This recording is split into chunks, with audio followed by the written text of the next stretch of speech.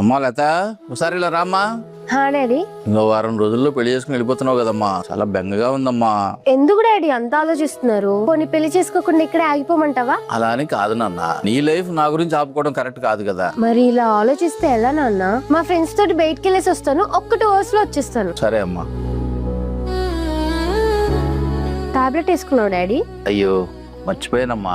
ఏం డాడీ మీరు ఇలా మర్చిపోతే ఎలా? రేపు నేను పెళ్లి అత్తారింటికి వెళ్ళిపోయాక మిమ్మల్ని మీరే కదా చూసుకోవాల్సింది. ఏం మాట్లాడుతున్నావే? మా ఆయన్ని చూసుకోవడానికి నేను లేనా? నా కూతురు ప్రేమ ముందు నీ ప్రేమ ఎంత పద్మా? కరెక్ట్ గా చెప్పావు డాడీ.